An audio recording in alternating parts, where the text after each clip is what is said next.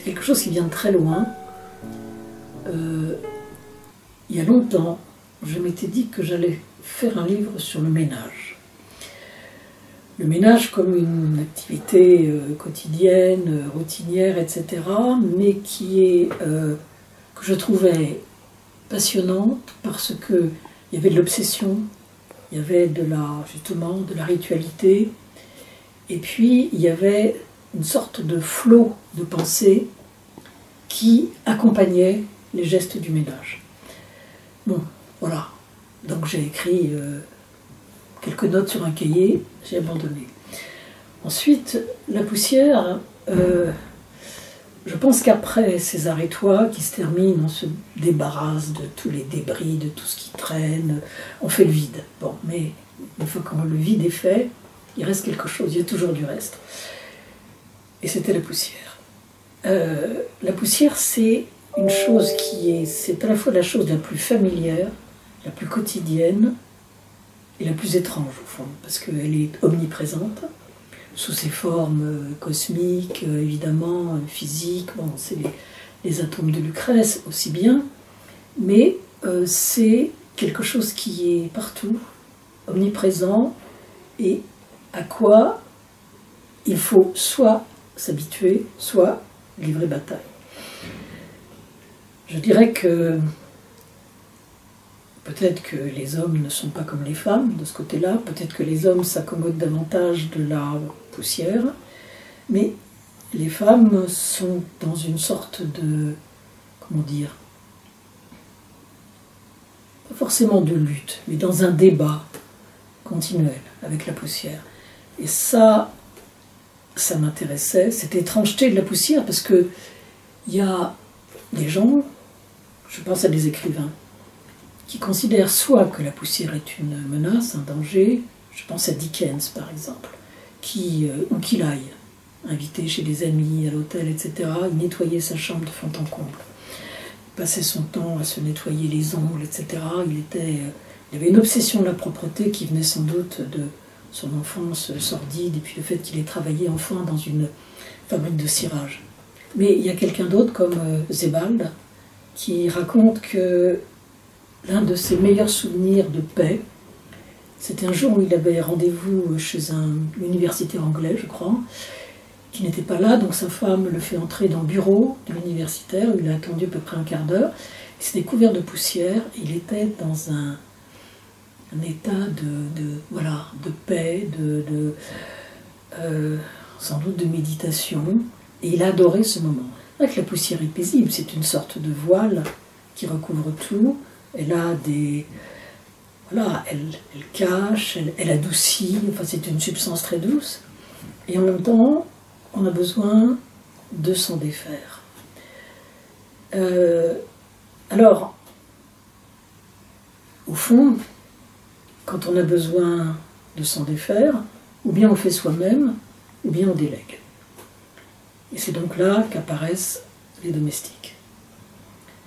Ceux qu'on ne voit pas, les invisibles, les seconds rôles, les femmes de ménage, les valets.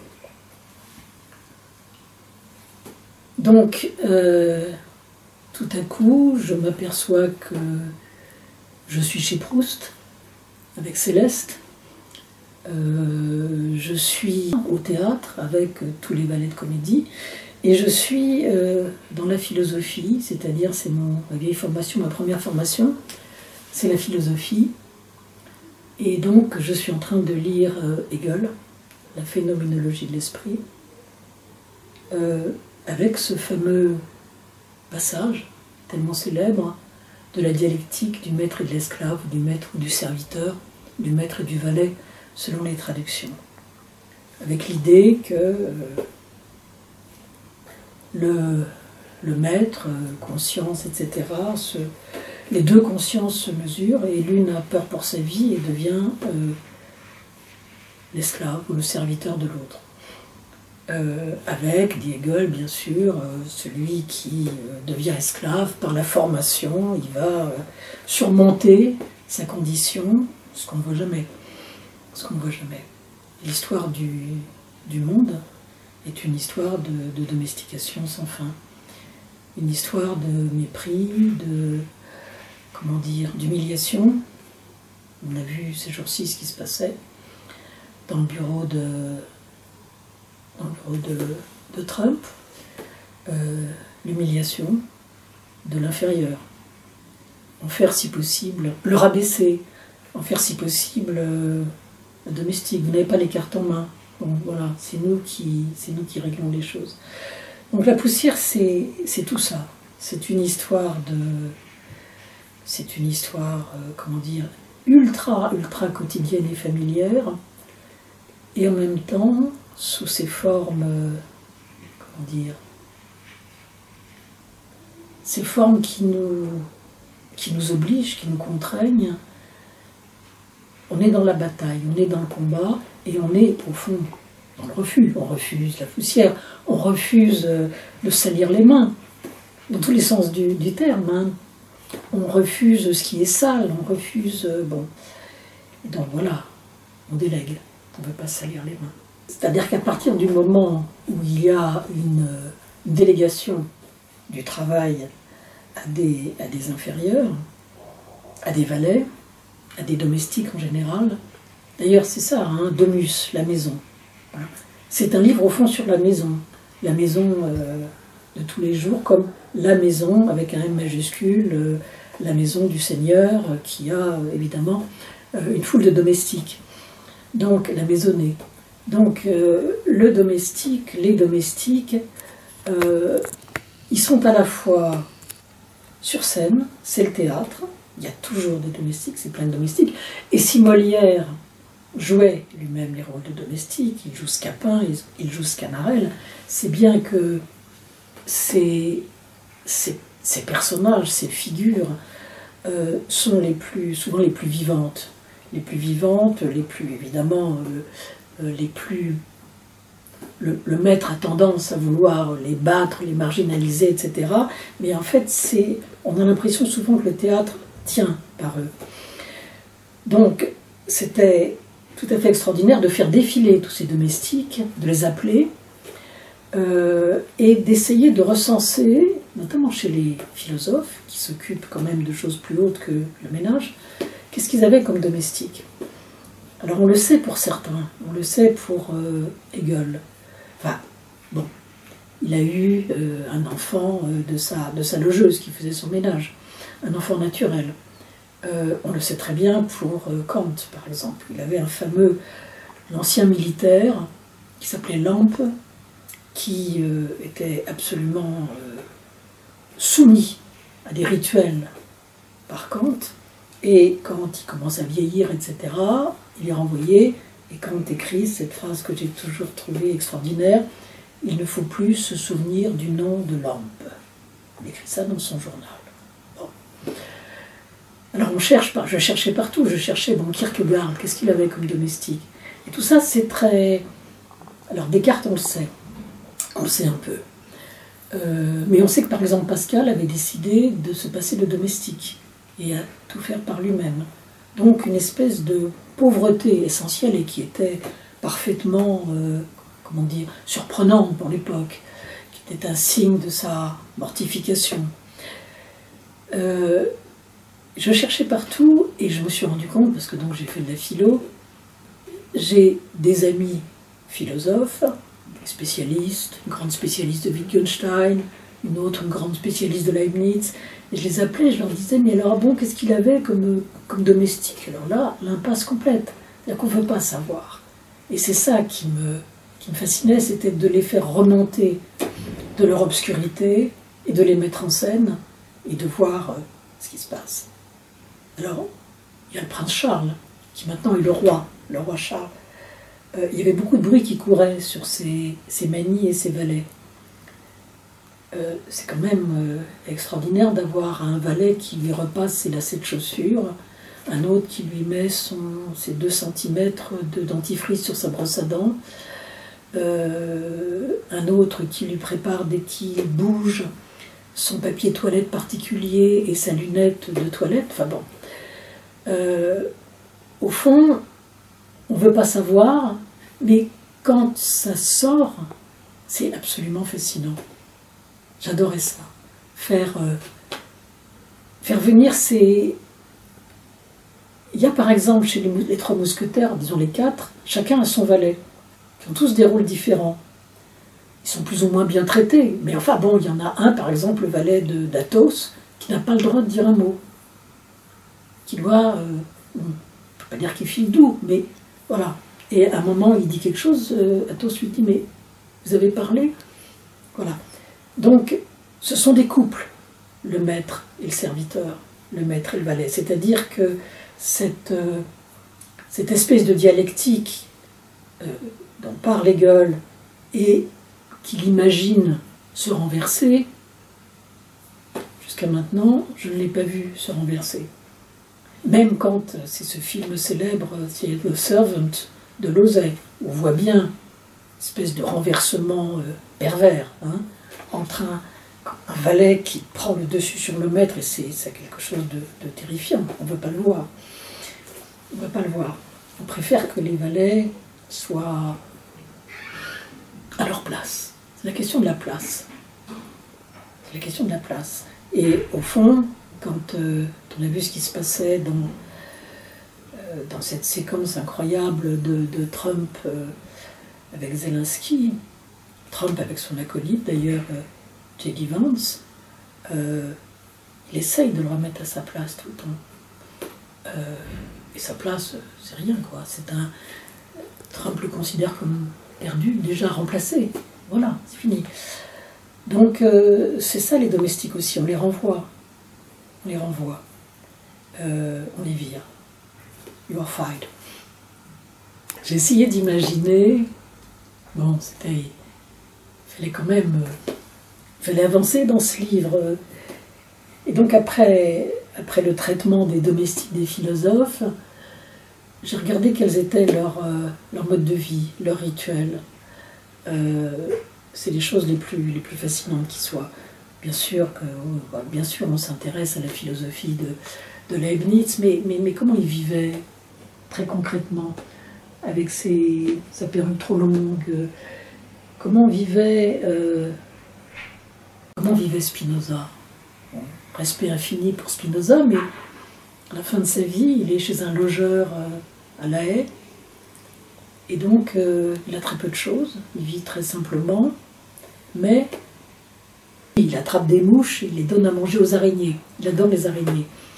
Donc c'est vertigineux. Donc voilà. Donc j'essaye d'imaginer la chambre du philosophe. Et évidemment, elle est très très composite, parce que chacun a ses manies, son organisation, l'emplacement de son fauteuil, la vue. Bon, est-ce qu'il y a de l'argent ou pas? Bon, Sartre, il voulait avoir de l'argent, toujours de l'argent sur lui pour être complètement libre. Ou alors ce sont des questions qu'on évite, on ne sait pas. Il ne faut pas savoir. Donc, ramener la philosophie aussi à sa dimension matérielle, obsessionnelle, un peu névrotique, pour moi c'était la rendre totalement vivante. C'était la chose dont à l'époque où je faisais de la philosophie, je ne m'en occupais pas. Même si, bon, parmi mes philosophes préférés, il y avait Rousseau par exemple, et on sait beaucoup de choses sur Rousseau, sa vie quotidienne, matérielle, sa ménagère, comme il disait, sa pauvre Thérèse. Bon, on sait beaucoup de choses, et en même temps,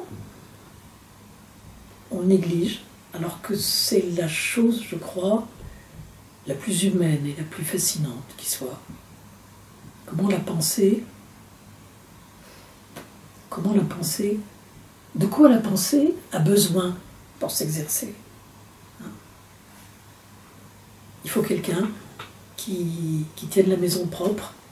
On veut faire la table rase. Ben, il faut que quelqu'un débarrasse la table. Et c'est qui?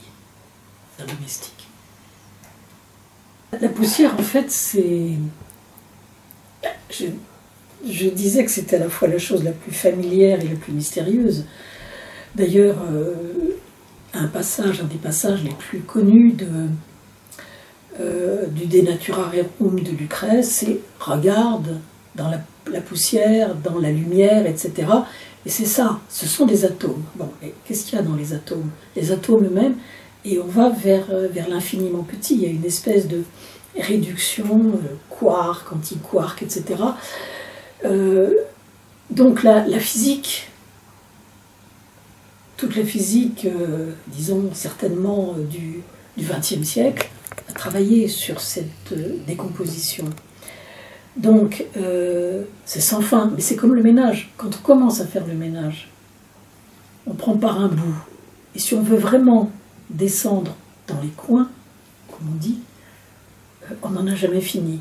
On prend un objet, on l'essuie, mais est-ce que ça suffit de l'essuyer? Est-ce qu'il ne faudrait pas le rajeunir complètement, le nettoyer à fond, le démonter, et nettoyer les parties intérieures? Voilà, c'est ça le côté infini du ménage, ce qui fait qu'il est, au fond, d'une certaine façon, très insatisfaisant. On n'en a jamais fini, non seulement ça revient tous les jours, mais si on veut vraiment faire ce qu'on appelait autrefois le ménage en grand, le ménage à fond, le grand ménage de printemps, voilà, on défait tout et en même temps on n'arrive pas. On n'y arrive pas. Donc il y a un moment où, voilà, bon, on range. Mais je me suis rendu compte en écrivant peut-être à la fin qu'il y avait une parenté extraordinaire entre cette histoire de ménage, etc., et l'écriture. C'est-à-dire que on fait, on refait, on descend dans les mots, on les corrige, on accumule des brouillons, on recommence sans arrêt, et puis à un moment, ça prend un temps fou, puis à un moment on dit bon, je lâche. Et il y a des petites scènes où des petites séquences où quasiment je me mets en scène en train de faire le ménage, et à chaque fois je dis bon, ça suffit, j'arrête. C'est ça au fond des livres. On n'a jamais fini, puis tout à coup on arrête. J'ai chez moi, j'ai accumulé une collection de livres d'éducation ménagère ou d'instruction ménagère. C'est-à-dire qu'en fait, les filles avaient, dès qu'elles avaient un petit peu le certificat d'études, elles passaient en éducation ménagère ou instruction ménagère. C'est la formation des filles. Et ces livres sont absolument fascinants. Parce qu'on leur apprend, alors évidemment, il y a la question de l'hygiène, il y a la question, mais on leur apprend comment on fait un lit, en détail. Et à ce moment-là, je me suis rendu compte que j'avais appris, moi aussi, à faire un lit. J'avais regardé, on regarde quand on est enfant, on regarde comment on fait les draps, comment on borde, comment on retourne un matelas, Bon, c'est un apprentissage. Simplement, on a oublié que c'était un apprentissage. Alors il y avait des filles qui étaient condamnées à ça. Elles suivaient un parcours d'éducation ménagère et ensuite voilà, elles se mariaient, ou elles étaient employées comme domestiques, ou elles se mariaient, elles allaient tenir leur maison. Donc voilà, jamais mettre les chaussures dans une... Les chaussures sont pleines de miasmes, sont dangereuses, c'est un apport de microbes, donc il faut que les chaussures ne soient jamais dans la chambre. Comment on fait pour nettoyer? Alors, il y a des espèces de catalogues de méthodes de nettoyage. Et c'est absolument merveilleux parce qu'aujourd'hui on ne sait plus nettoyer. Ou alors on regarde un petit tuto sur Google, nettoyer l'argenterie, en gros on sait. Hein, mais comment nettoyer un paillasson? Question. Donc il y avait des méthodes anciennes, aujourd'hui on va donner d'autres méthodes. Donc voilà, c'est un apprentissage, c'est un savoir, mais un savoir qui est totalement méprisé. Oui, il y a un couple comme ça qui est absolument extraordinaire, c'est le couple de fin de partie, où il y a le maître qui est dans son fauteuil roulant, et le domestique qui est sans arrêt soumis à des tâches. Apporte-moi ça, roule-moi ici, roule-moi là, apporte-moi mon chien, alors c'est un chien en peluche, donne-moi mes pilules. C'est-à-dire que c'est une série d'ordres inutiles et le domestique le fait. Quand même, à un moment il dit mais à quoi je sers? Et l'autre lui dit à me donner la réplique. C'est-à-dire, voilà, il n'a pas d'autre fonction que de servir, et de servir une espèce de vieux tyrans mourants, parce que c'est, voilà, fin de partie. Alors évidemment, si on ajoute le fait qu'il y a les parents qui sont dans des poubelles, comme des espèces de déchets, que de temps en temps on soulève la poubelle et on voit le vieux qui sort et qui dit « et mon biscuit », on va dire que c'est une pièce de théâtre sur le déchet, sur le débris, sur le ménage, sur la servitude, qui est absolument prodigieuse et très drôle, et horrible, horrible, terrible et très drôle. Alors Swift, le personnage, enfin cet écrivain, Jonathan Swift, alors je veux dire que je pense que je lui dois beaucoup parce que je connaissais ce fameux livre qui s'appelle « Les instructions aux domestiques », qui est évidemment des instructions comment saboter le travail, comment ne pas obéir au maître, comment voilà, se débarrasser des tâches qu'on vous impose, et mal faire, soit à rebours complètement, mettre les doigts dans la bouteille de vin, ne jamais se laver les mains, bien sûr, etc. Donc, c'est un livre qui est absolument merveilleux, et c'est entre l'humour et une espèce de méchanceté, parce qu'au fond, il n'arrêtait pas aussi d'engueuler ses domestiques. Donc il était odieux en vrai avec ses domestiques, parce que dans les lettres qu'il écrit à une femme qu'il aimait, il lui parle tous les jours de sa vie quotidienne et du fait qu'il gifle son domestique, qu'il n'est pas arrivé à temps, etc. Mais quand il prend le parti des domestiques, et ça c'est cette réversibilité merveilleuse, le domestique fait tout de travers pour mal servir. Ça c'est absolument fascinant. Comment faire pour gâcher le travail? Une espèce de vengeance. Voilà. D'ailleurs, les maîtres ont toujours peur de la vengeance des domestiques. Ils ont peur de ça, à juste titre. Il me semblait que les valets étaient plus drôles. Les femmes, qu'il s'agisse de Cosette ou de Céleste, qui est tout le temps évidemment en train de galoper au service de Monsieur Proust, comme il dit, sont des figures plus, évidemment, très, très attachantes, souvent malheureuses d'ailleurs, mais les valets sont plus drôles. Et au fond, c'était la piste des valets que j'ai essayé de suivre, plus que celle des domestiques femmes.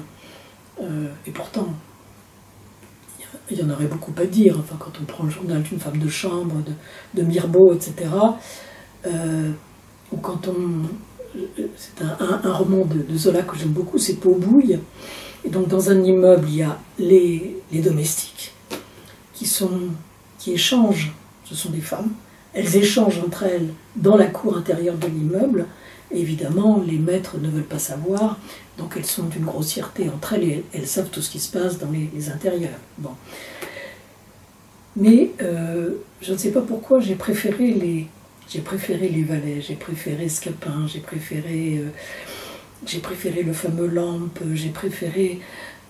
mais peut-être parce que dans les familles aristocratiques, au fond, là où le rapport maître-serviteur est le plus sensible, le plus, comment dire, le plus aristocratique, c'est d'avoir des valets.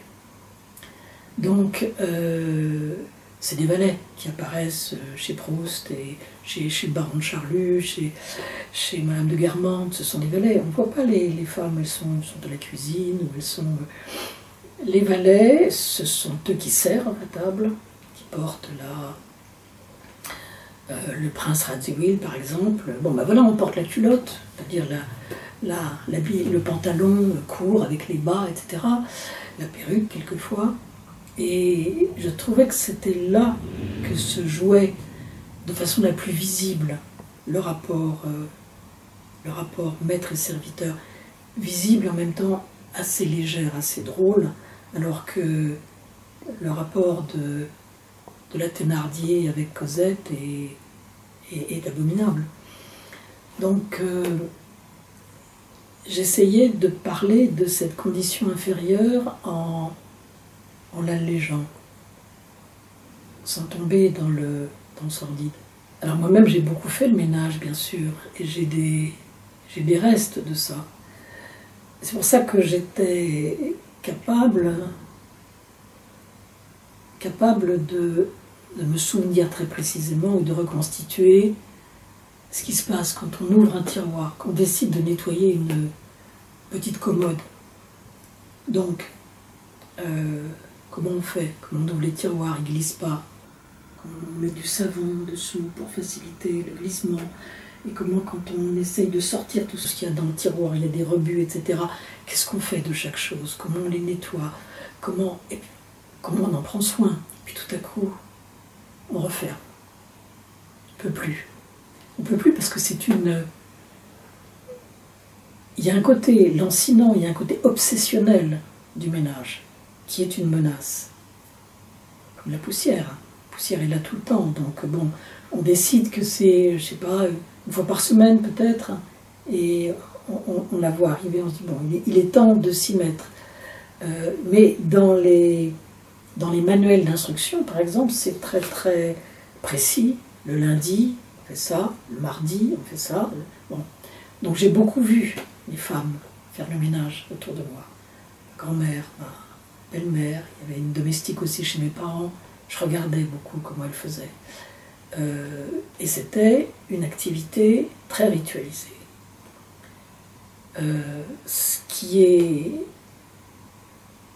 me fascinait, parce que c'était pas des tâches, comment dire, c'était pas des tâches avilissantes, mais c'était des tâches qui faisaient complètement partie de la vie.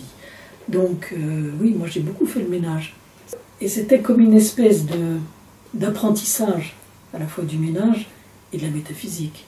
Parce qu'au fond, là, tout ce qui relève de la distinction entre le propre et le sale, de la distinction entre l'infiniment petit et l'infiniment grand, on arrive à la métaphysique. Descartes, par exemple, considérait, quand il essayait d'imaginer comment l'univers était constitué, il imagine quelque chose comme les atomes, et ça tourbillonne, et il y a des petites raclures qui se détachent et qui remplissent les vides.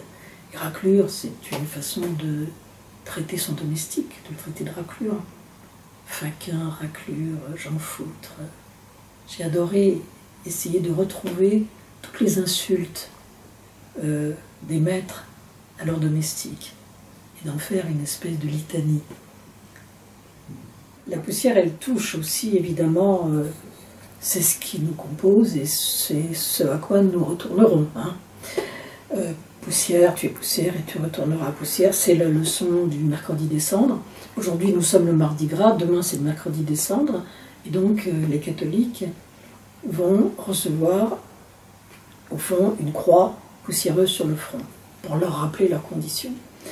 Donc, l'utilisation des cendres, des morts, je me souviens de dîner avec un écrivain américain, Steve Hodel, et il avait une chaîne avec un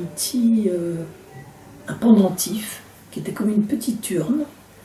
Et il me dit, oui, ça c'est mon père qui me l'a donné, ce sont les cendres de mon frère jumeau. Jumeau mort à la naissance ou très bébé. J'ai trouvé ça, alors il le portait au cou, j'ai trouvé ça d'un sadisme de la part du père complètement extraordinaire. Que faire des cendres? Alors on les répand, ou est-ce qu'on les garde? Et si on les garde, qu'est-ce qu'on en fait? Bon, en faire un pendentif, j'aurais tendance à trouver ça épouvantable, mais lui, il était bien là, avec les cendres de son jumeau mort. J'étais contente de terminer par une espèce de chambre imaginaire de la philosophie, où il y a tous les restes des philosophes. Et donc, je m'imagine chercher les souvenirs avec un gardien qui me dit « Mais qu'est-ce que vous faites? Ne restez pas là !» Et alors, on cherche les testaments, on cherche... Puis peut-être il y a le crâne de Descartes, ce fameux crâne qui a beaucoup voyagé, qui est maintenant, croit-on, au Muséum d'histoire naturelle, mais qui, en fait, a été prélevé au moment de l'autopsie de Descartes en Suède, puisqu'il est mort en Suède, est un médecin qui a pris le crâne et puis qui ensuite l'a vendu. Donc il y a eu on ne sait combien de propriétaires dont les noms sont plus ou moins écrits sur le crâne. Et puis à un moment, bon, on le transfère en France, on le rapatrie. Et là, la question est-ce que c'est le crâne de Descartes ou pas, avec évidemment des tentatives de reconstitution, etc. Donc tantôt on se dit que c'est le crâne de Descartes et que c'est bien de pouvoir toucher la philosophie. Tantôt c'est un crâne, c'est de la poussière.